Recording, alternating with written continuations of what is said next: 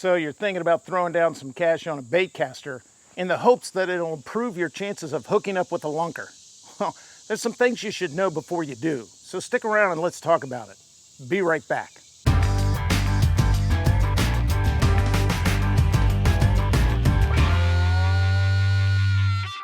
Hey, thanks for sticking around.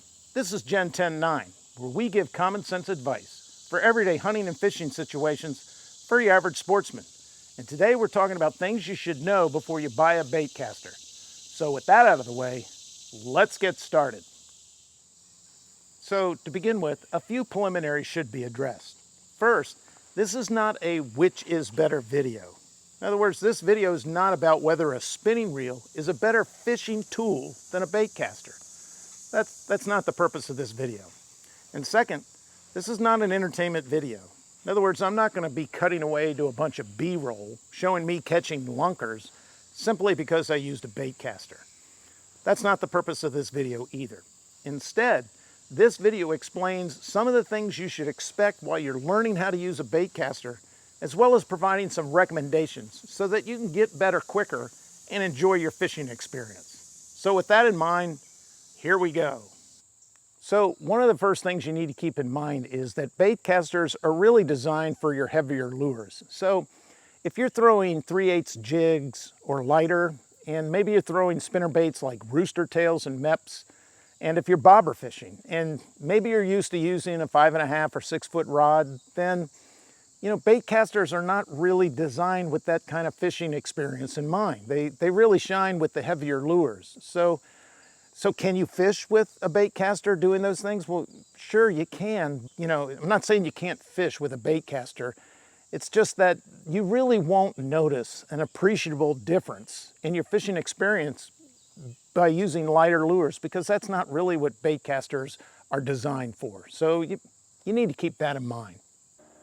So if you've decided you're going to buy a baitcaster, I have one recommendation to make, and that is make sure you buy a quality baitcaster. Don't try to buy a baitcaster on the cheap.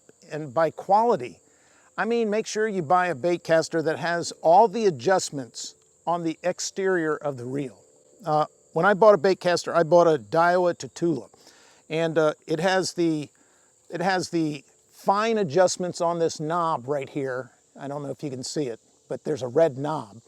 But if I have to make major adjustments, then that is made on the exterior of the reel right here on this dial. So a lot of baitcasters, they're designed for the minor adjustments to be made on the exterior. But if you have to make a major adjustment, you have to actually unscrew a plate, and then you can make the adjustments. But you really don't want to have to unscrew a plate and then drop that plate and lose it somewhere, worse yet, drop it in the water. You really want to be able to make all your adjustments on the exterior of the reel. And that's the reason I bought the Daiwa Tatula. I've never been sorry. And trust me, life is so much easier being able to make all the major adjustments right from the exterior of the reel. So do yourself a favor. If you've decided to buy a baitcaster, buy a quality baitcaster. So some of you by now might asking, well, should I even go to the trouble of buying a baitcaster? I mean, is it going to help me catch bigger fish or more fish or better fish?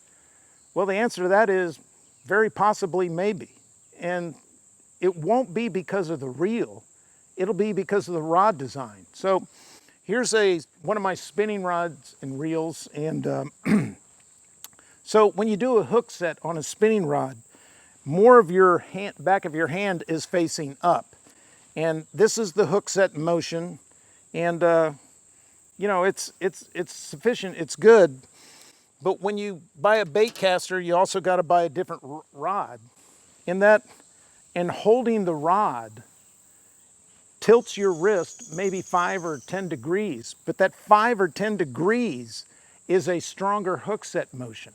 If you want to say which is the better design for a hook set motion, for a hook set ratio, you got to give the advantage to the baitcaster and the rod. But again, it's not because of the reel, it's because of the rod design that the reel requires. And so if there's an advantage to the baitcaster rod and reel, it's because it gives you a stronger hook set. And that might help you catch bigger fish or more fish. So, you got to keep that in mind. Now, if you're going to buy a baitcaster, there's one thing you got to do, and that's learn how to re-spool your reel. Because as you're learning how to use a baitcaster, you're going to have backlashes. Now, if you're used to spinning reels, we call those tangled messes in a reel, we call them bird's nests. Well, baitcasters, they call them backlashes. And what basically happens is you'll make a cast, your lure will hit its destination, and if you have the reel properly adjusted, the spool will not continue to give out line after the lure's hit its proper destination. But if you don't have it adjusted rightly, the spool will keep spinning and line will get tangled right at the reel. And when that happens, when you do it really good, you've really messed up your reel. And you're not going to be able to save that line. And so you're going to end up cutting 20, 30 feet of line in order to, get your rig back in working order. Well, if you do that a couple times, then it's time to re-spool your own reel. And if you don't know how, then you're kind of up a creek. And as you're learning how to do a baitcaster, you're going to go through some line because of backlashes. And if you go through enough, well, then you're going to have to re-spool your own line on your own. So you might as well learn. And there's a couple of YouTube videos out there. It's not rocket science. It's not like brain surgery. So do yourself a favor. Commit yourself to learning how to re-spool your line, whether you have a baitcaster or a spinning reel. Now, the most important thing you got to know about baitcasters is that they require adjusting when you change lure weights. And right now I'm going to demonstrate exactly what that looks like. So what I have right now on my rig is about a 1/4 ounce spoonbill. So I've adjusted it, and before you cast a lure, you should adjust it, and you should get the lure to descend at a very slow rate, and that's about perfect. Maybe a little stiff, but as you can see, when I click the bail, the lure will slowly descend. So that's a good adjustment. Maybe it's a little tight, but that's what you want. Now, I'm going to put on a heavier weight, and let's see what happens.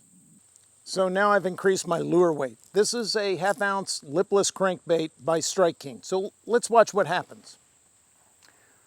So I'm gonna release the bail and see how quickly that falls. Do it again. Drops like a rock. Well, and see, I've already got a backlash just by doing this. So if I change from that 1/4 ounce spoonbill to this 1/2 ounce lipless crankbait and I didn't adjust my reel, I'm going to lose about 20 yards, or excuse me, I'm going to lose about 20 feet of string because I'm going to get a big backlash back at the reel.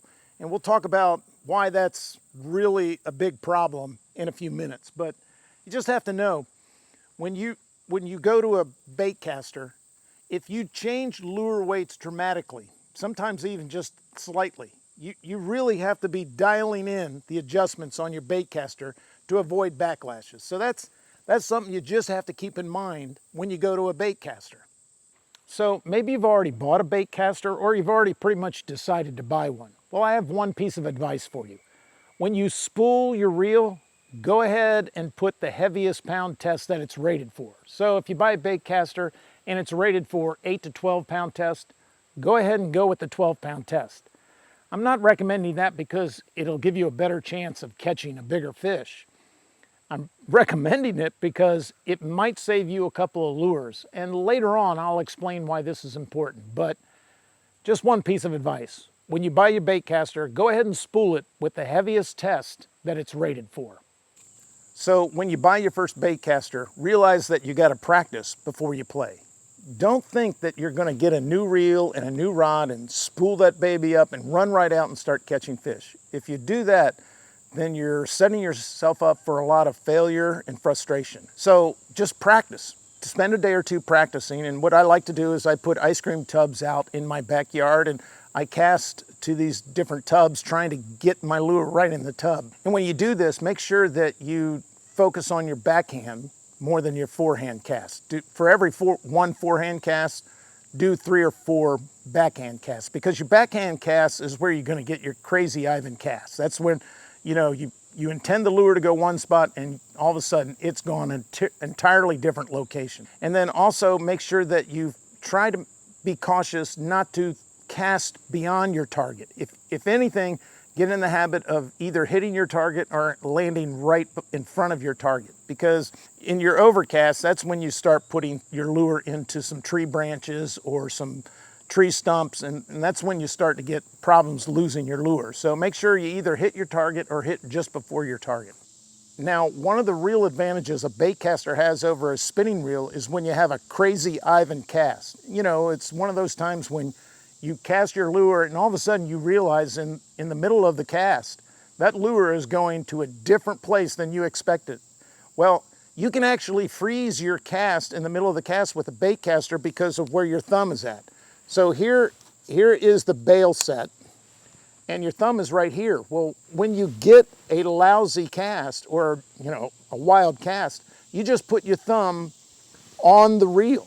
You know, you put it actually on the spool, and that freezes your cast. And I can't tell you how many lures I've saved just because, you know, I've got this opportunity to freeze this cast right in the middle because you can put your thumb right on the spool. So that's a big advantage that a baitcaster has over a spinning reel.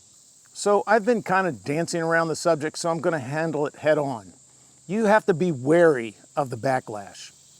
Now, sooner or later, you're going to have a colossal backlash while you're learning how to use your baitcaster. So just expect it to happen, avoid the frustration, and deal with it.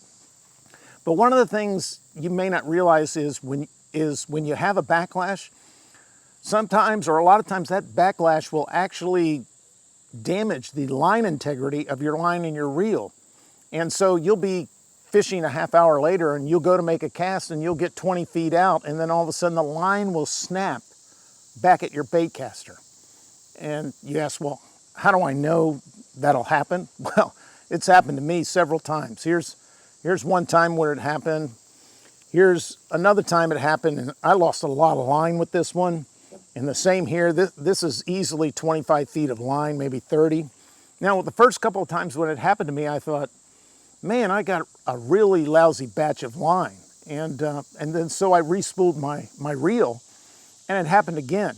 And one of the times that I was working out the backlash, I realized that I was crimping and nicking my line, and therefore my line integrity was really jeopardized. And so, you know, if you're not careful about your backlashes, you may untangle your line, but that doesn't mean you're not in jeopardy of losing line and your lure. You know, it can happen to you.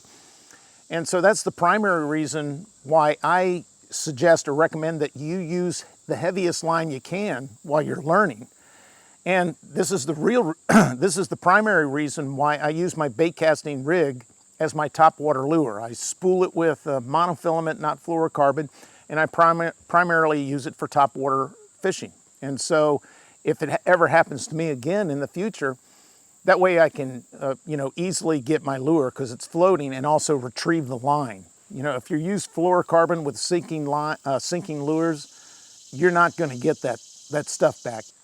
You just have to realize when you have a backlash, it's kind of a big deal, and you want to make sure that your line integrity has not been jeopardized by your backlash, because if it has, you're in jeopardy of losing not only 20 feet of string, but your lure as well. So that's one thing you got to be aware of when you're using a baitcaster. So should you buy and learn how to use a baitcaster with the hopes of catching bigger fish or more fish?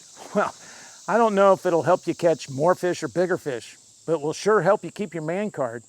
Imagine if some friends from work invited you to a party and you went to their home, and lo and behold, they have a lake in their backyard. And you didn't bring your fishing gear, but they want to go fishing. And all they have is baitcasters. Well, you certainly don't want to look like the rookie that doesn't know how to fish because you don't know how to use a baitcaster. So, you know, I bought a baitcaster and I'm glad I did. It's another highly effective tool that helps me enjoy my fishing experience. So, in the immortal words of Sean Connery, herein endeth the lesson. If you appreciated the video and learned something from it, then hit like and consider subscribing.